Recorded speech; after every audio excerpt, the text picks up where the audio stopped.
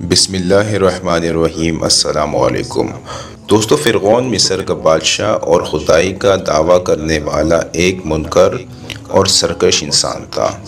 اس کا اصل نام ولید تھا۔ اس کا نام تاریخ کے ان ملعون اور بدبخت لوگوں میں سرفرست ہے جنہوں نے اللہ سبحانہ و تعالیٰ کی وحدانیت کا انکار کرتے ہوئے اپنے خدا ہونے کا دعویٰ کیا، اپنی اطاعت سے انکار کرنے والوں اور اللہ تعالیٰ پر ایمان لانے والوں پر مظالم کے پہاڑ توڑے، ان کا قتل عام کیا اور اللہ تعالیٰ کی ناراضگی اور عذاب کو دعوت دیتے ہوئے رہتی دنیا کے لیے نشان عبرت بن گیا۔ دوستو، آج کی اس ویڈیو میں ہم آپ کو بتائیں گے کہ فرعون کی بیوی یعنی حضرت آسیہ علیہ السلام کے ایمان لانے کا واقعہ کیسے پیش آیا۔ لیکن اس سے پہلے آپ سے گزارش ہے کہ ہمارے اس چینل کو سبسکرائب کر لیں تاکہ ایسی مزید ویڈیوز پر وقت آپ تک پہنچتی رہے۔ دوستو، حضرت آسیہ علیہ السلام اپنے ایمان لانے سے پہلے بھی ایک نیک اور خدا ترس انسان تھی اور ایک سچے عقیدے اور حق کی روشنی کی متلاشی تھی۔ شاید یہ اللہ تعالیٰ کا حکم تھا کہ وہ وقت کے جابر اور سرکش حاکم کی اہلیہ تھی۔ یہ وہ دور تھا جب حضرت موسیٰ علیہ السلام نے بنی اسرائیل کو کفر اور نافرمانیوں کا راستہ ترک کر کے ایک اللہ کی وحدانیت کا اعتراف کرنے اور اس کی عبادت کرنے کی دعوت و تبلیغ کا سلسلہ شروع کیا۔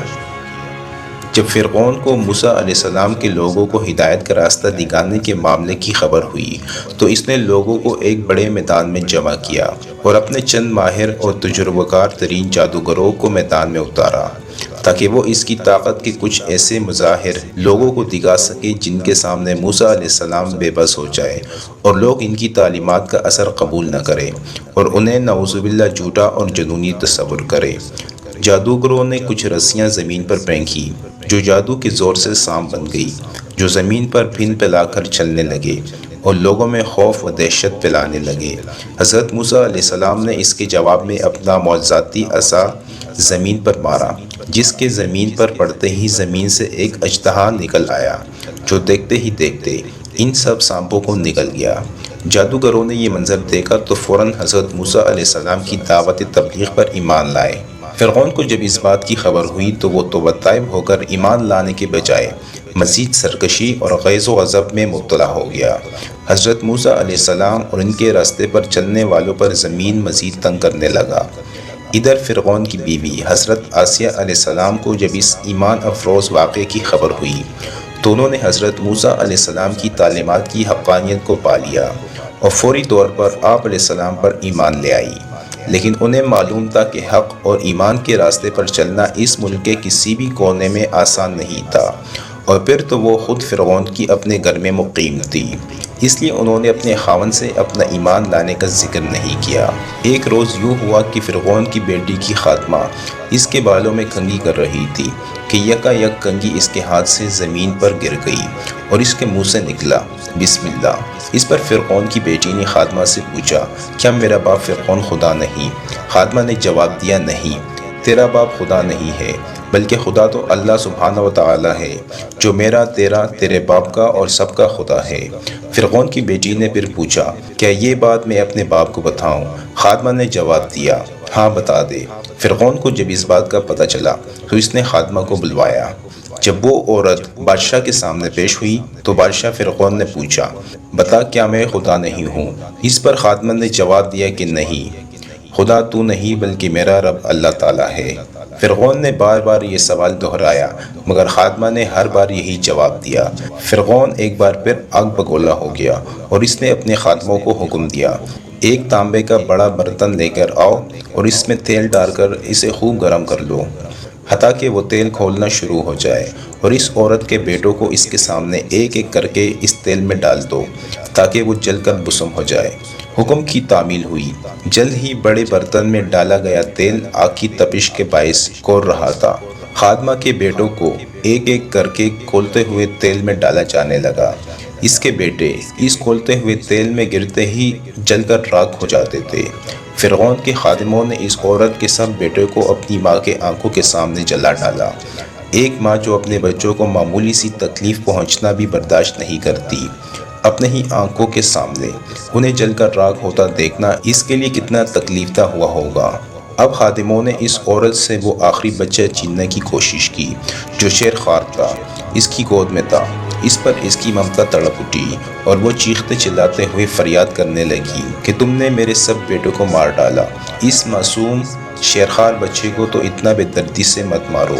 قریب تھا کہ وہ مظلوم خادمہ اپنے بچے کی جان بچانے کے لیے اپنے عقیدے سے پسپائی اختیار کر لیتی، لیکن اللہ تعالیٰ کے حکم سے اس شیرخوار بچے کو زبان عطا ہوئی اور اس نے یہ روح پرور الفاظ کہے، اے ماں غم نہ کرو اور انہیں آگ میں ڈال لینے دے، بے شک دنیا کا عذاب آخرت کے عذاب سے کہیں زیادہ ہے۔ اور یوں اللہ پر ایمان لانے کی سزا کے طور پر اس خادمہ کے سارے بیٹوں کو فرعون نے صفاقی سے اس کی آنکھوں کے سامنے قتل کروا دیا۔ پھر فرعون نے اپنی بیوی حضرت آسیہ علیہ السلام کو اس واقعے کے بارے میں بتایا کہ کیسے اس نے کسی اور خدا کا دعویٰ کرنے والی خادمہ کے بیٹوں کو اس کی آنکھوں کے سامنے زندہ جلایا۔ حضرت آسیہ علیہ السلام جو اب تک اپنی ایمان لانے کی بات اپنے خاوند سے چھپائے ہوئی تھی، یہ بات سن کر کانپ اٹھی اور بلند آواز میں کہا، تجھے بربادی آ جائے۔ وہ کون سی چیز ہے جس نے تجھے اللہ تعالیٰ کے سامنے سرکشی اور گمراہی کے لیے اکسا رکھا ہے؟ یہ الفاظ سن کر فرعون حیران رہ گیا اور اس نے پوچھا، کیا تجھے بھی اس آدمی کی باتیں سننے کے بعد کسی جنون نے آن گرا ہے؟ اس پر حضرت آسیہ علیہ السلام نے جواب دیا، یہ جنون نہیں، وہ آدمی اللہ کا نبی ہے اور اس آدمی کی باتیں برحق ہے۔ اس ساری کائنات کا مالک اللہ تعالیٰ ہے۔ اپنی بیوی کے ایمان لانے کا انکشاف ہونے کے بعد فرعون پہلے تو انہیں لفظی حملوں اور طعن و تشنیع کی اذیت دیتا رہا اور اپنے عقیدے سے باز آ جانے کے لیے دباؤ ڈالتا رہا، اور پھر اس نے حضرت آسیہ علیہ السلام کی والدہ سے کہا کہ وہ اپنے بیٹی کو منع کرے۔ حضرت آسیہ کی والدہ نے بھی علیحدگی میں اپنی بیٹی سے بات کی اور انہیں فرعون کی بات مان لینے کو کہا، لیکن اس نے حق کا راستہ چھوڑنے سے صاف انکار کر دیا۔ کچھ ہی عرصے کے بعد فرعون نے اپنی بیوی یعنی حضرت آسیہ علیہ السلام سے کہا کہ تیری بیٹی کو بھی تیری طرح میرے علاوہ کسی اور خدا کا جنون سوار ہو چکا ہے، بہتر ہے تو باز آ جا ورنہ مجھے کچھ تدبیر کرنا ہوگی۔ لیکن اللہ کی یہ نیک بندی اپنے فیصلے پر اٹل رہی اور اپنے عقیدے پر سختی سے کاربند رہی۔